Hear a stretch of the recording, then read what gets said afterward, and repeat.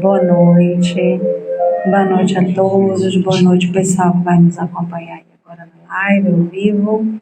Sejam bem-vindos. E o nosso convidado hoje, o nosso querido Danilo Cruz, vai conversar conosco aqui sobre ansiedade e paz interior. A gente colocou ali como manter o equilíbrio mental em um mundo tão acelerado, que é um... Vou falar um pouquinho. Tá bom?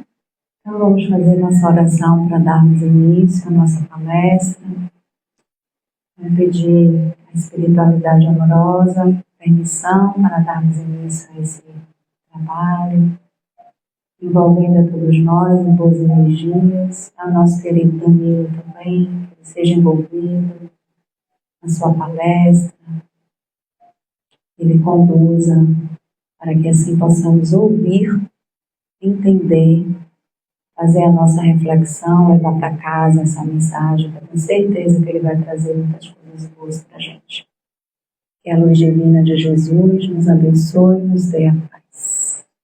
Ave Maria, cheia de graça, o Senhor é convosco.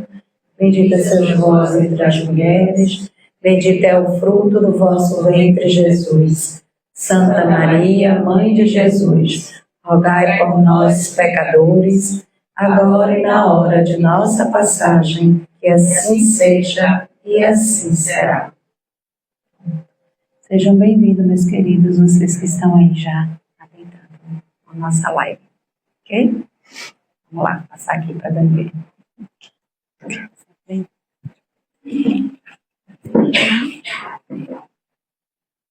Quando você quiser água, você me avisa. Pode puxar. Minhas amigas, meus amigos, muito boa noite. Boa noite. Que as bênçãos do nosso amado Mestre Jesus possam ser por nós percebidas, porque aí elas estão o tempo inteiro. Nós é que ainda temos dificuldade de compreendê-las, nós é que ainda ignoramos a existência e a presença delas nas nossas vidas. Nós é que ainda não enxergamos atentamente as circunstâncias que nós vivemos como bênçãos que são. Na noite de hoje, nós vamos conversar um pouquinho sobre uma sensação incômoda que todo mundo vivencia, chamada ansiedade. Ansiedade é uma emoção, portanto, é algo básico no ser humano. Todo mundo já experimentou. É uma emoção e isso implica dizer que é pré-racional. Nós não escolhemos sentir. Eu vou sentir agora ansiedade. Não é assim. Nós simplesmente percebemos que essa emoção nos toma. Lá na faculdade de psicologia, na disciplina Processos Psicológicos Básicos 3, na maioria das faculdades é na terceira disciplina dessa série, fala-se sobre as emoções. E uma das emoções que é abarcada é justamente a emoção da ansiedade, que é algo, como disse, basal. Todo mundo vivencia. E o que os teóricos conseguem compreender sobre a ansiedade é que nós temos a ansiedade como um tipo sofisticado de medo. Porque é medo de algo que não está presente. É medo de uma possibilidade de acontecer ou de não acontecer algo. Nós ficamos aflitos, antecipando possibilidades e ficamos aflitos com relação ao nosso desempenho. Isso é muito comum. E nesse sentido, é uma emoção bastante positiva. Por quê? Porque ela é necessária para implementarmos um existencial. Antes de realizar uma prova, antes de uma apresentação como essa que vos faço, é natural termos um pouquinho de ansiedade que vai nos mobilizar a darmos o nosso melhor. Então a ansiedade serve também para que possamos aprimorar o nosso desempenho. Por isso, muitas vezes eu tenho dificuldade em tomar uma decisão. Fico ansioso, porque aquela decisão pode ter desdobramentos e é natural que eu reflita antes para tomar a decisão mais acertada. Então, em si, a ansiedade não é positiva nem negativa. Ela é uma emoção, e a palavra emoção é mover para fora. Como é que a gente percebe que está vivendo uma emoção? Através das mudanças corporais. Nós sentimos o coração bater rápido, sentimos a mão suando, a barriga dando aquela reviravolta, a caruara nas pernas, como dizem lá no interior que eu nasci. A gente sente. Algumas pessoas sentem formigamentos nas têmporas, a boca seca.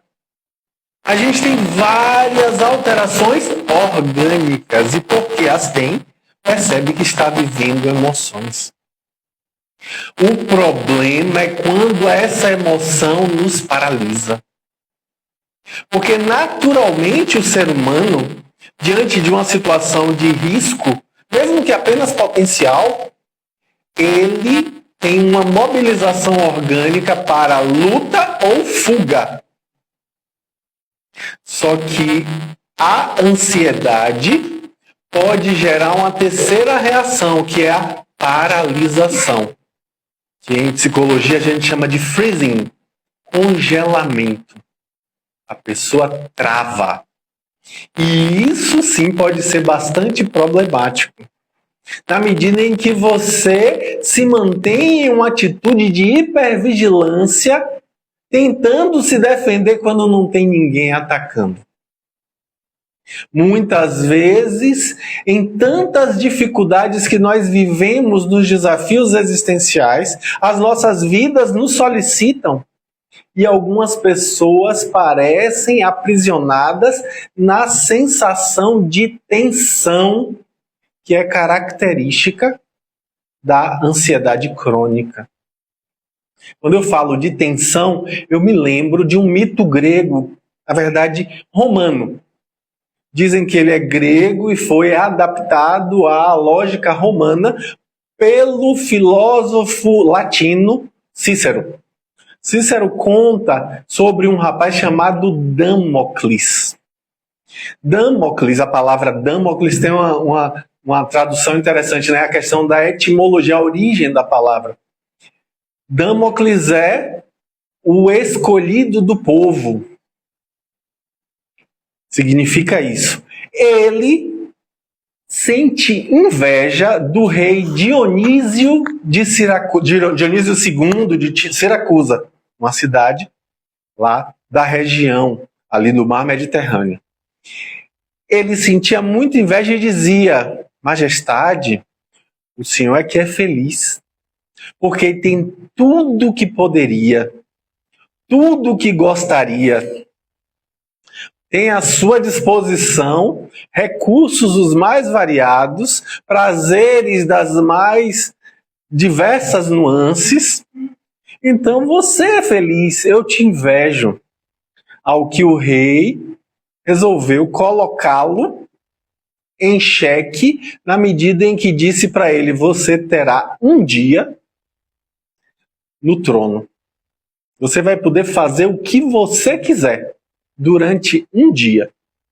E aí, naquele dia aprazado, Damocles vai, senta-se no trono, naquelas festas, aquele banquete, com danças, com diversas possibilidades de prazer, e ali ele se coloca numa postura que você via que ele estava todo cheio de si.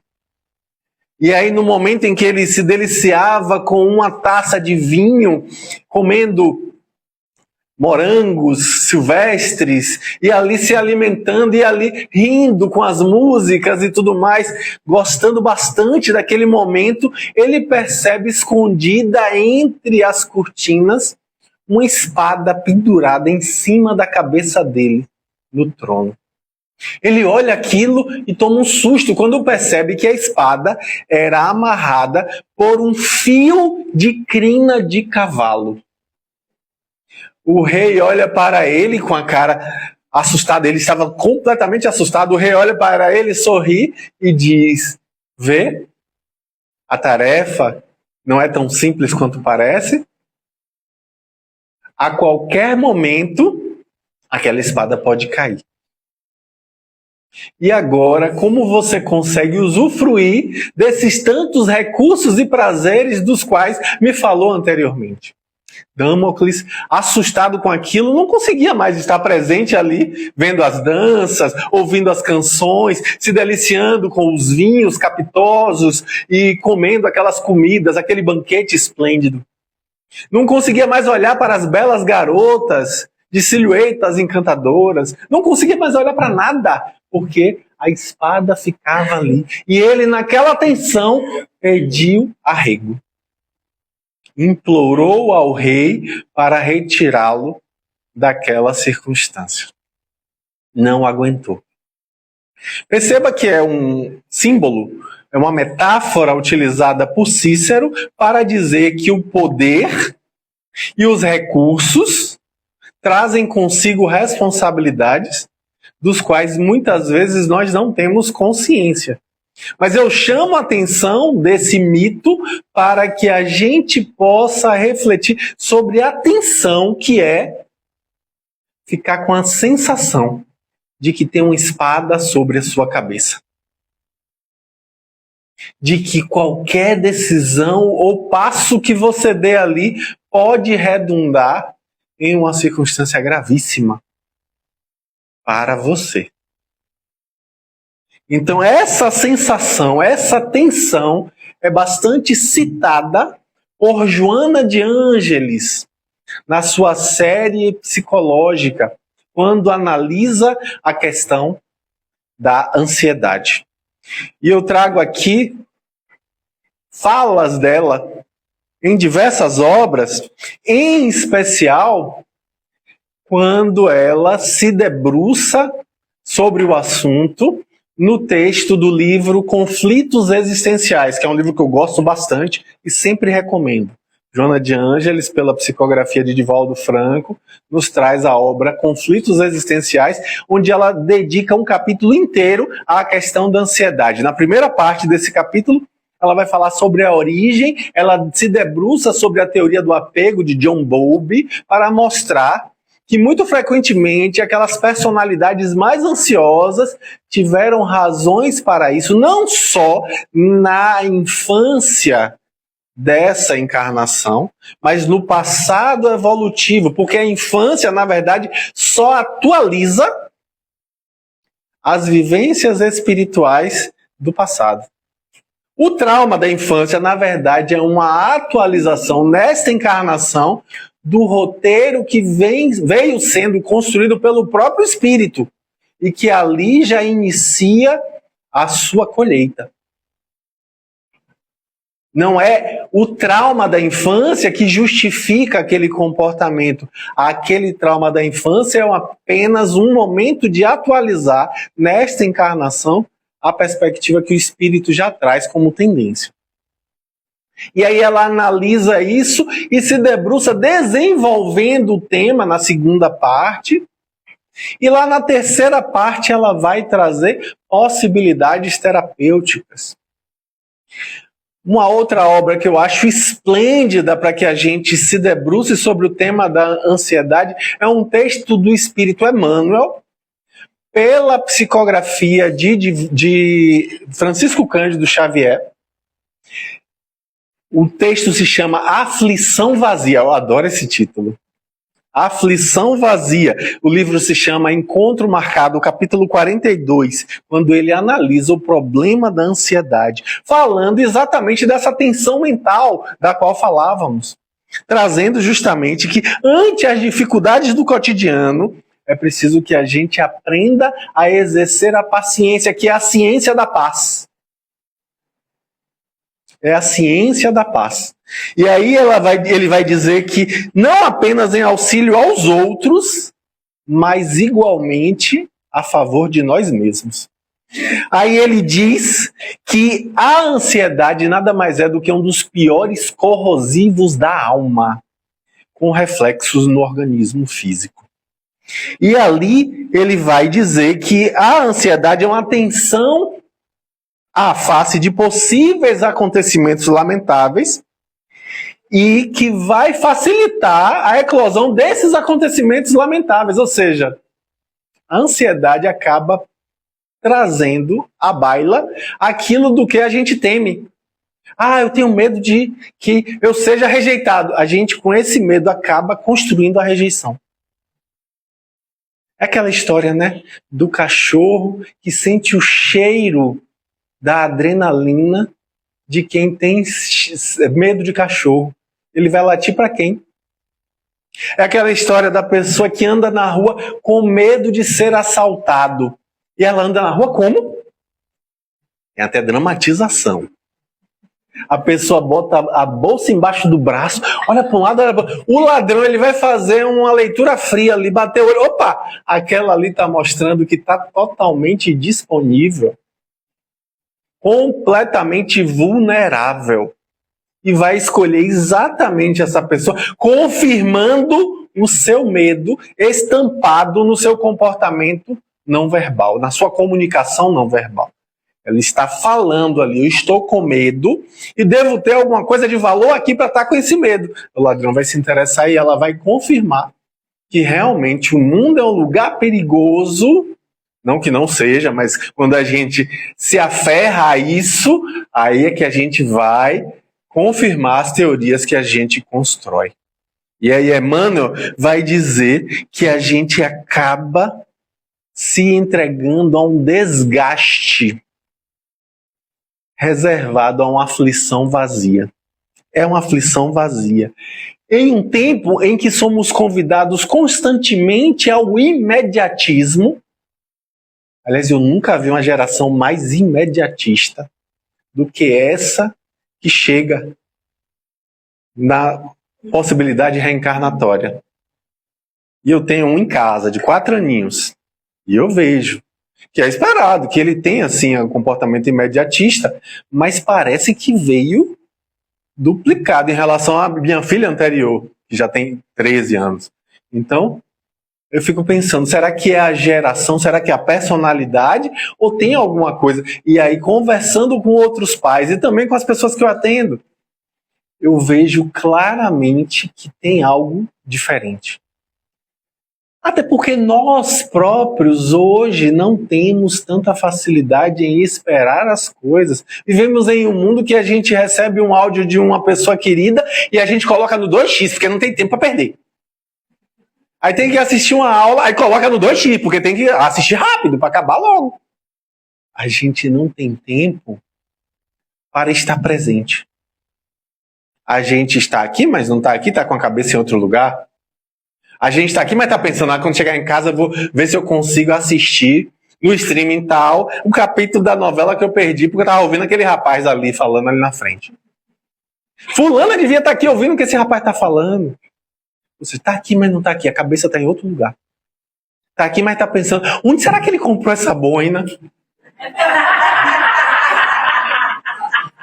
Bateu, doeu, leva para casa que é seu.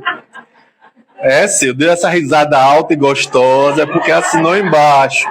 Então, é preciso que a gente esteja aqui e agora, presentes.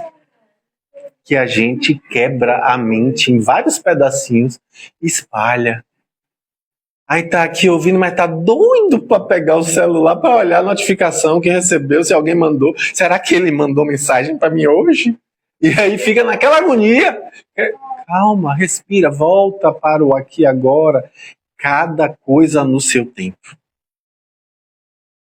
Este momento a gente precisa estar presente. Até porque um dos criadores da Gestalt terapia, um autor que eu gosto bastante, chamado Frederick Perls, ele fala que a ansiedade é a tensão frente à lacuna que existe entre o agora e o depois. E com isso, ele vai dizer justamente que para tratar esse problema é preciso convidar a pessoa à presentificação. É o que ele chama de awareness, tomada de consciência, conscientização, que é estar aqui e agora, neste momento. Olha que interessante. Então, quando a gente está com essa pressa toda, essa correria, esse imediatismo, para que pressa se você está correndo para o lado errado? Vai chegar mais rápido onde? E é preciso lembrar, a gente está aqui sendo convidado constantemente a voltar à fonte. E a gente está nadando, e é bom lembrar, a gente, para chegar à fonte, tem que nadar contra a correnteza. Contra a maioria. A maioria está indo desesperada, correndo. A gente tem que ir para o lado oposto, buscar o centramento, buscar a fonte. Buscar o divino em nós. Buscar o nosso self, o nosso lado crístico. Isso exige um movimento diferente do que a cultura está nos empurrando frente a esse imediatismo. Então, o convite da noite é esse, para que a gente desperte para se perguntar para onde eu estou indo. Será que as minhas escolhas estão afiadas e afinadas com os meus verdadeiros propósitos em estar aqui? Em estar aqui no planeta Terra, não é aqui na Casa de Caridade. No planeta Terra, será que eu estou completamente em paz com as minhas escolhas? Será que eu estou caminhando para onde eu deveria estar? Isso é importantíssimo para a gente se fazer. Frente a isso, eu me lembro de um outro mito, agora o mito grego, que é o mito de Orfeu e Eurídice. Orfeu, a palavra Orfeu, é interessante, é uma palavra grega que significa melhor voz, é oraia phonos, melhor som. E Eurídice, que é também uma palavra grega, que é, na verdade, aquela que tem uma grande justiça, significa isso. Orfeu era filho de uma musa chamada Calíope e o deus Apolo, esse é o nome. E Apolo, o um, né? A, sem, poli, muitos, sem muitos, ou seja, único. Então, com isso, ele recebe de presente do pai a lira, que o pai recebeu do deus grego Hermes. E aí ele se torna o mais conhecido musicista da mitologia grega. Orfeu. Eis conduz, atravessa o rio Estige, do outro lado, na beira do precipício da entrada do mundo inferior, está o cão Cérbero, com 3 cabeças, era um monstro quimérico.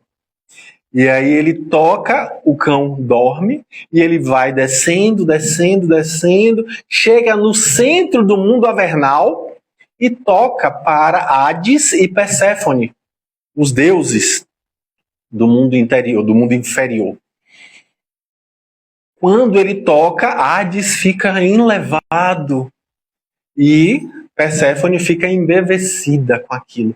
A palavra Hades significa invisível, e a palavra Perséfone significa portadora da morte, a destruidora. E aí ele consegue convencer Perséfone a falar para Hades para liberar, para deixar. Não, deixe ele levar de volta Eurídice. Hades, contrariado, porque nunca nenhum mortal tinha ido até lá, diz assim, vamos fazer o seguinte, você pode levar Eurídice, mas você não pode olhar para trás, você vai seguir subindo, subindo, subindo. Só quando os dois estiverem na luz do sol, lá em cima, é que você poderá vê-la. Ele então vai tocando, tocando, tocando e subindo, tocando, subindo, tocando, tocando, e angustiado porque ele não via nada, ninguém atrás, nada. Nada, não tinha barulho nenhum. Ele ficou pensando, meu Deus, será que eu fui enganado? Imagine a ansiedade dele nessa subida. Fiz essa volta toda para chegar nessa sensação. A ansiedade dele subindo e nem um passo atrás ele não ouvia. E ele subindo e angustiado. Será que eu fui enganado? Será que eu fui enganado? Não é possível. Vai. Aí ele sai da caverna, mas ela não tinha saído ainda. Ele deixa a luz do sol banhar seu corpo e angustiado, achando que tinha sido enganado, ele vira. E só vê o espectro de Eurídice dando um grito, se despedindo para sempre. É uma tragédia grega. E aí vem a sensação. O foco é na sensação. Olhar para trás, isso é um símbolo, né? A gente vai ver na Bíblia também o olhar para trás da esposa de Ló, quando eles fogem, né, da cidade que ia ser destruída por Yahvé. Aí quando eles fogem, recebem a ordem do anjo, não olhem para trás. E a esposa de Ló não se aguenta de angústia e ansiedade, porque as filhas não aceitaram sair da cidade. Aí ela olha para trás e vira uma estátua de sal. Olha o símbolo do olhar para trás, que nos aprisiona. Atenção. Então, com isso, a gente percebe que não é fácil estar aqui e agora, neste momento. É um grande desafio. É um grande desafio. Presentificar-se. Permitir-se viver as potencialidades deste momento. Estar inteiro vivendo o momento presente. Aceitar o momento presente. Carl Rogers, psicólogo norte-americano, pai do humanismo, vai dizer justamente que não dá pra gente mudar aquilo que a gente não aceita. A gente só transforma aquilo que aceita. Porque enquanto não aceita, fica lutando contra. E nessa de lutar contra, a gente está desperdiçando energia. No momento em que a gente aceita, diz ele no livro Tornar-se Pessoa, no momento em que ele consegue se aceitar, o ser humano vai usar aquela energia que estava sendo desperdiçada para outras possibilidades. Para experimentar, aumentar o seu repertório comportamental. E quando a gente luta contra a gente mesmo, invariavelmente a gente perde. Não tem como. A gente fica lutando contra, a gente fica negando a si. E ele disse, não, primeiro você se aceita, aí sim você se transforma. Não pensem num cachorro preto de coleira vermelha. Já pensaram? Não tem como não pensar. Porque na mente da gente funciona assim. Quando a gente luta contra, a gente retroalimenta aquilo. Então não funciona.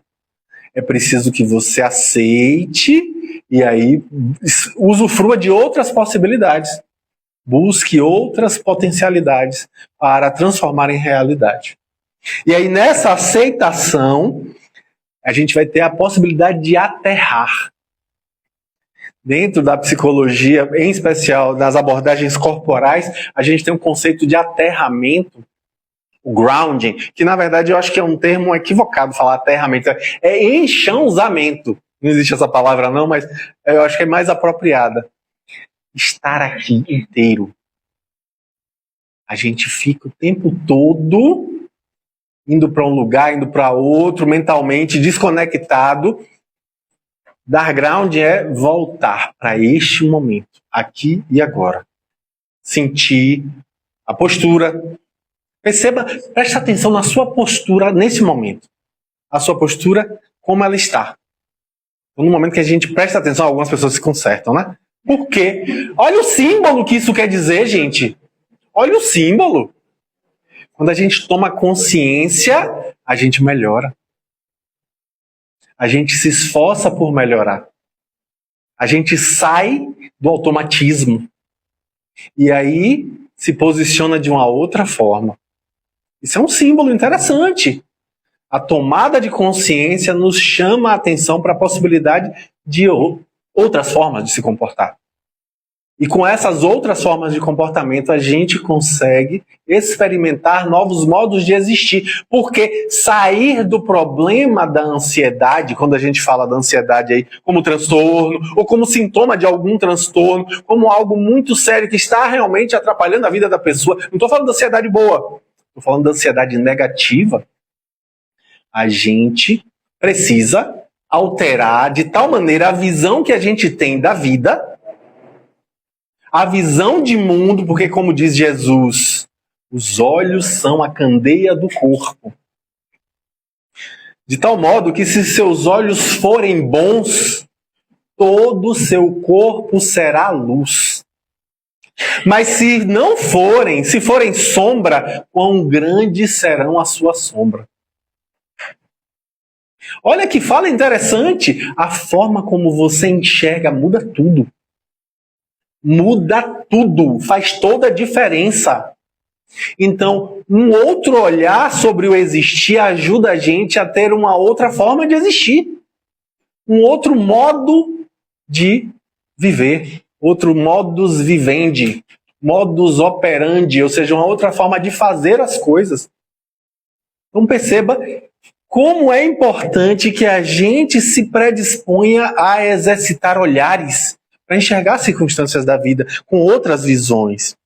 E aí, com isso, a gente vai ver que a gente se posicionando, mudando a nossa postura, a gente vai ter mais autocuidado, a gente vai prestar... Quais são as possibilidades terapêuticas que a gente tem com os transtornos de ansiedade? São vários transtornos, né? Tem ansiedade generalizada, tem ansiedade no sentido aí do transtorno de pânico, tem ansiedade nas fobias, tem o transtorno de estresse pós-traumático, se tem algumas, tem mais. Mas assim, as grandes questões da ansiedade exigem estratégias terapêuticas que levem a pessoa ao autocuidado. O que a gente ouve dos bons profissionais que atuam com pessoas ansiosas?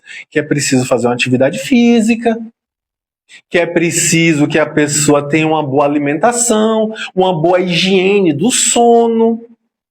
O que é isso, senão esse autocuidado necessário do posicionamento que você faz e que leva a uma outra posição, a outra forma de viver, um outro modo de existir. Então você vai gradativamente percebendo a necessidade de usufruir de outra forma do tempo que você tem. Usar melhor o seu tempo vai te ajudar com relação à questão da ansiedade. E é óbvio que a gente também vai melhorar os nossos relacionamentos, que são fatores ansiogênicos, geram ansiedade em diversos aspectos. E é por isso que eu digo, né? Às vezes eu falo isso quando chega um paciente, eu pergunto sobre a qualidade das relações que está tendo, e aí, geralmente, a fala é que não estão tão boas assim. E aí eu brinco dizendo, é preciso ter união. Porque a união faz açúcar. Não estou fazendo propaganda de nenhuma marca alimentícia, não. Estou falando que a união faz a açúcar, a doçura do conviver. A união faz com que a gente melhore as relações, com que a gente se sinta amparado e que a gente se sinta também amparando. Porque o caminho é recíproco.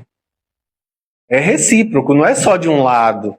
Então, união nesse sentido de melhorar a qualidade das relações, de se sentir ali realmente vinculado.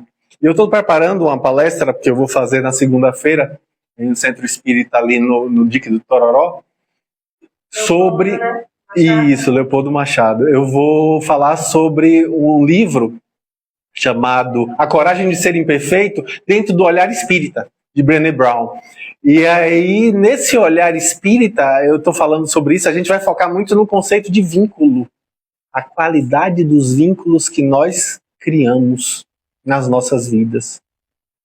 Porque isso faz com que a gente se sinta fortalecido. Porque não importa a batalha, importa quem está do lado.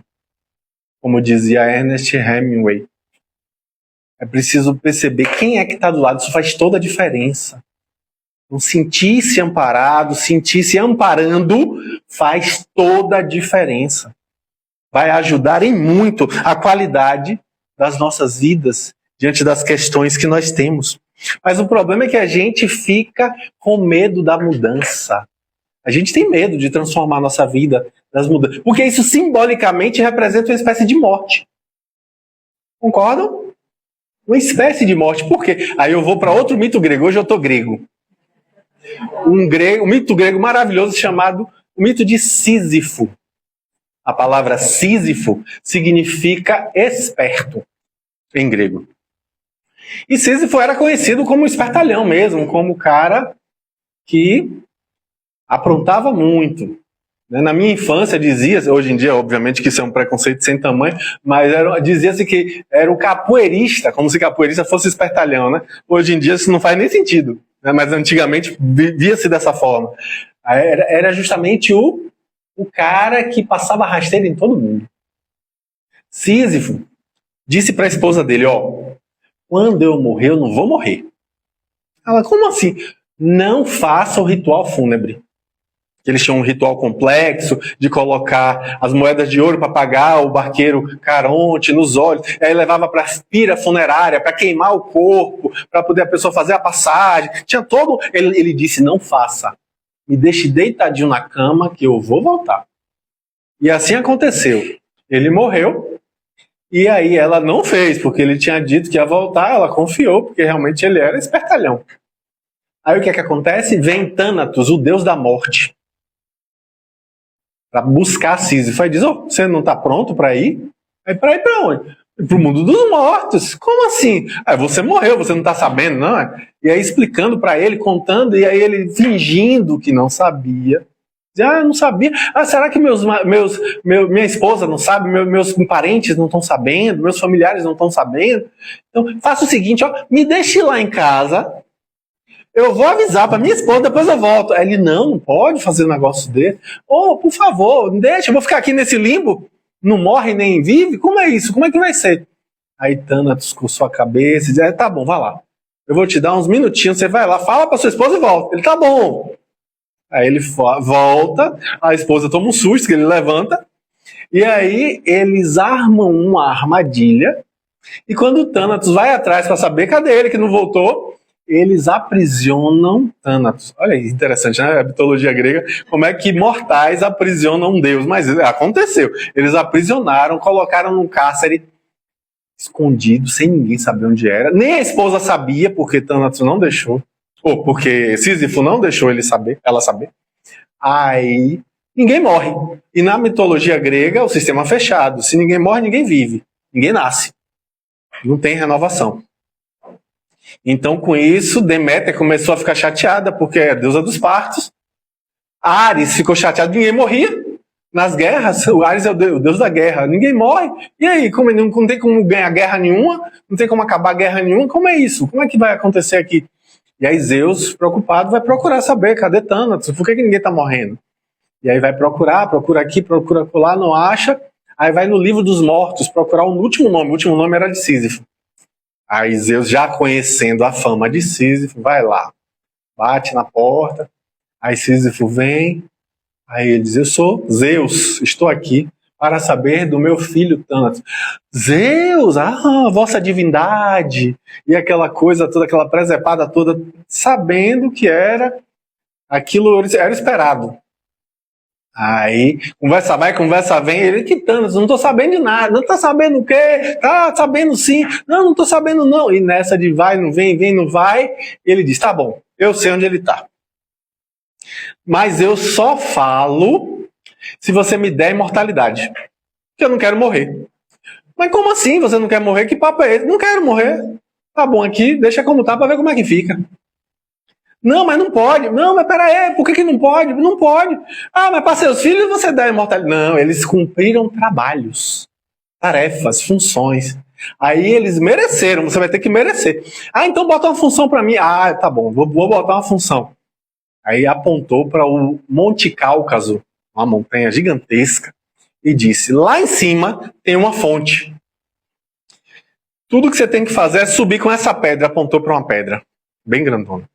Subir com essa pedra até lá na fonte e tampar. Se você conseguir tampar essa fonte, eu te dou a imortalidade. Beleza, eu vou lá, papai. Não, peraí, tem um detalhe. Cada metro que você sobe com a bola ela fica mais pesada a 1 quilo. Aí olhou o tamanho da montanha, olhou o tamanho da bola, calculou, disse, tá bom, eu aceito. E assim foi. Aí lá vai ele tentando subir, rolava de novo de volta. Ele ia de novo, tentava, rolava de novo de volta. Aí quem aqui sabe andar de bicicleta, como é que sobe ladeira de bicicleta?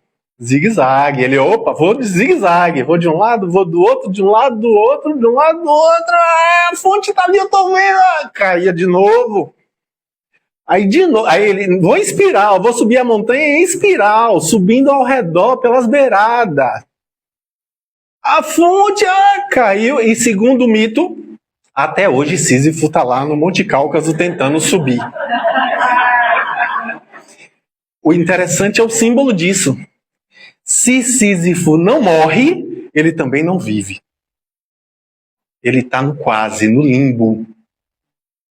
Ele não aceita a necessidade da transformação e, ao mesmo tempo, ele também não usufrui. Então ele está ali no limbo, no quase. Quase chegou e não consegue. Olha que transporta isso para a nossa vida. O símbolo que isso quer dizer. A gente, quando não aceita a transformação, a gente fica no quase. A gente fica no limbo. A gente não se permite avançar. Ir para a próxima fase. Por medo. Por medo. Já atendi várias situações, várias pessoas, inclusive atendo em CAPES, e já fui em casa de gente que não saía de casa porque medo de sair. E aí, qual é o medo? Medo de morrer. Mas você não está vivendo, né? Não estou vivendo, mas também não morro. E aí nessa, ó o mito de Sísifo. A pessoa fica ali aprisionada. Não vive, mas também não morre. E está ali, não morre, mas também não vive. Preso. Repetindo padrões obsessivamente. A gente fica repetindo rituais, padrões, coisas, e não transforma. Absolutamente necessária a transformação. João, capítulo 24, versículo... João, capítulo 12, versículo 24. Jesus tem uma frase, a minha frase predileta de Jesus. Pouca gente conhece essa frase. Ele diz assim, ó, se um grão de trigo caindo por terra não morre, fica sozinho. Porém, se morre, produz muito fruto. Aceite a transformação. Aceite a mudança. Aceite os riscos que isso implica. Porque dentro da perspectiva psicoterápica, que a gente vai ajudar a pessoa a se encorajar, chamada coping. O que é coping? É estratégia de enfrentamento. Como é que a pessoa enfrenta a ansiedade se encorajando, se empoderando? E como é que ela faz isso? Aceitando os riscos. Aceitando a realidade tal como ela é. Aceitando a mudança e a transformação. Só assim a gente consegue. Não adianta a gente ficar aprisionado a padrões e não mudar. E não se transformar. E ficar aprisionado muito frequentemente ao vitimismo. Ó vida, ó céus, ó azar, coitadinho de mim, que mundo cruel, ninguém me entende. E se coloca numa posição de vítima constante e não se implica e não se transforma, porque ainda não aprendeu a se amar. Porque ainda não aprendeu a confiar. Confiar em Deus. Confiar na vida, na transformação. Confiar que nada acontece sem o consentimento do Pai. Nem uma folha cai de uma árvore sem o consentimento. Jesus que fala isso, não é Danilo Orelha Seca, não. É Jesus. Jesus diz o quê? Todos os fios de cabelo da sua cabeça estão contados. Acho que Deus acabou deixando alguns de lado aqui, é por isso que eu uso boina. Mas aí é que tá, gente. A gente precisa aprender a confiar. A gente precisa aprender a confiar. A gente precisa exercitar a mudança, a transformação. Eu trago aqui uma frase do irmão de Moisés, o profeta Josué. Moisés andou 40 anos no deserto dando volta, porque aquela geração tinha uma mentalidade ainda de escravizados que não saberiam usufruir de Canaã, da terra prometida. Então era preciso uma nova geração, 40 anos no deserto. Bom lembrar, na época de Jesus, e ainda mais na época de Moisés, que é muito anterior, a expectativa de vida era de 30 anos. As pessoas morriam de diarreia, não tinha analgésico, não tinha remédio para as coisas mais básicas, as pessoas morriam por nada. Então, 40 anos é uma geração inteira. Aí quando ele chega na terra da promissão, Moisés morre, e aí o irmão dele é que toma. Aliás, esse é um símbolo fantástico, né? Que a Moisés representa a lei, e Josué, a palavra Josué, Yoshua, que é a mesma palavra que a gente traduz para o português como Jesus. Para chegar lá é preciso a lei mosaica, mas para adentrar o reino é preciso Jesus. É preciso ir além de Moisés. E olha que símbolo. Pois bem, Josué tem uma frase que eu acho fantástica. Capítulo 1, versículo 9 do livro de Josué. Ele diz assim, ó, Deus falando com ele, hein? Não fui eu que ordenei a você? Seja forte e corajoso. Não se apavore, nem desanime, pois o Senhor seu Deus estará com você por onde você andar. É bom lembrar que isso aqui reverbera nas nossas almas, porque isso aqui foi escrito para a humanidade, ou seja, foi escrito para você. Para você. Para você que está ouvindo a gente. Para você. Vou ler de novo. Não fui eu que ordenei a você? Quem é que botou você aqui? Seja forte e corajoso, não se apavore nem desanime, pois o Senhor seu Deus estará com você por onde você andar. Paulo de Tarso fala, né? Se Deus é por nós, quem será contra nós? Lá em João, Jesus de novo, João capítulo 16, versículo 33. No mundo tereis aflições. Olha que fala importante. Tenham ânimo. Eu venci o mundo. Questão de número 625 de O Livro dos Espíritos. Quem é nosso modelo e guia? Jesus. Então é ele quem a gente deve copiar, imitar e vivenciar. Tenham ânimo, eu venci o mundo. João, capítulo 3, versículo 27, a fala de João Batista. Olha que fala, que Jesus considera o maior dentre os nascidos de mulher. Ou seja, o maior ser humano que ainda precisa encarnar. É esse o símbolo do nascido de mulher e o filho do homem. O filho do homem é aquele que alcançou a pureza, que era ele próprio, o filho do homem, e os nascidos de mulher, o que ainda precisava encarnar. Dentre os que ainda precisavam encarnar, o maior de todos era João Batista. E João Batista vira e fala, o homem não pode receber coisa alguma se não lhe for dada do céu. Ou seja, o que você está vivendo, vem do alto. Como oportunidade, como bênção para a sua transformação. Olha que fala importante. Vamos mais, tem mais coisa. João, capítulo 13, versículo 7.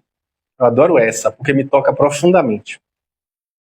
Respondeu Jesus e disse-lhe, o que eu faço agora, tu não o sabes, mas um dia saberá. Ou seja, está passando por um perrengue, uma situação difícil, Jesus vira para você e diz assim, ó, o que eu estou fazendo agora com você, você não sabe ainda. Mas um dia você saberá. Um dia você vai entender. Olha isso, como isso nos empodera e nos estimula para seguir adiante, apesar dos tantos pesares. Pois bem, prosseguindo, lá Paulo, na primeira epístola aos Tessalonicenses, ou seja, os cristãos da cidade de Tessalônica, lá no capítulo 5, versículo 18, ele tem uma frase que é muito repetida e a gente conhece. Em tudo dai graças, porque esta é a vontade de Deus em Cristo Jesus para convosco. Agradeça. Agradeça. Santa Teresa vai falar uma frase que Chico Xavier tinha na cabeceira da cama. Alguns dizem que é no pé da cama. Isso também passará. Está passando por uma alegria, uma felicidade? Isso também passará. Está passando por um momento terrível na sua vida, angustiante, desafiador, uma enfermidade, uma perda, um luto, algo transtornante? Isso também passará. Olha aí, como isso mobiliza a nossa fé para enfrentar os desafios. Mateus, capítulo 24, versículos de 12 a 13. Jesus fala assim: devido ao aumento da maldade, o amor de muitos esfriará, mas aquele que perseverar até o fim será salvo. Precisamos perseverar. Precisamos vestir a nossa roupa de sapo e continuar dando os nossos pulos, nos virando nos 30, fazendo o que está dentro das nossas possibilidades ou até mais do que isso. A gente está sendo convidado a fazer de maneira diferente, a fazer a diferença. Então, que as bênçãos do nosso amado Mestre Jesus nos acolham os corações e as mentes, para que nos sintamos fortalecidos perante os motivos tantos que nós temos para sermos ansiosos. Que nós possamos vivenciar as nossas vidas com presença, com sentido, com propósito, com significado. E que assim a gente busque o amparo também amparando, auxiliando, solidarizando-se. Porque, como diz Joana de Ângeles, aquele que é solidário jamais é solitário. Então que possamos abraçar a tarefa e perceber que a consolação de que necessitamos diante desses desafios está no trabalho, no convite ao trabalho. Quando Jesus ressurrecto aparece aos 12, depois da crucificação, ele chama Pedro e diz: Pedro, tu me amas? Apacenta as minhas ovelhas. Pedro, tu me amas? Apacenta as minhas ovelhas. Pedro, tu me amas? Apacenta as minhas ovelhas. Ele não diz assim: Pedro, como é que você me negou 3 vezes? Não, ele dá a oportunidade para Pedro reafirmar 3 vezes e convida Pedro ao trabalho. Então, que a gente receba o convite ao trabalho para pacificar as nossas almas e que sejamos, assim, elementos pacificadores onde quer que estejamos. Que sejamos, assim, médiuns do amor do Cristo, onde quer que estejamos. Muito obrigado.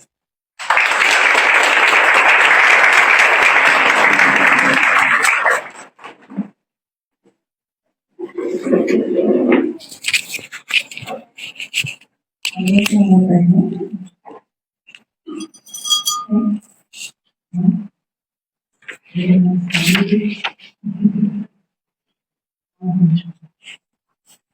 Então, eu gostei de vestir a roupa de quê?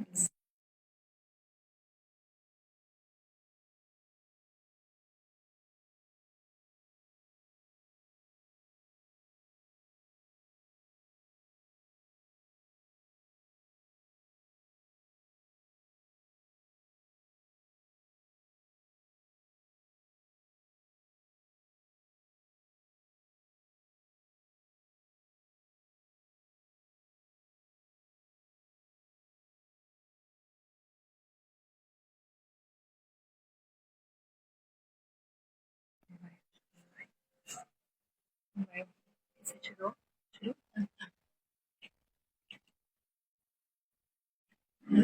Amigo Mestre Jesus, divino pastor de nossas almas, tu que desceste das mais altas constelações para o solo de nossas almas, para o seio de nosso coração. Planta aí, Senhor, a semente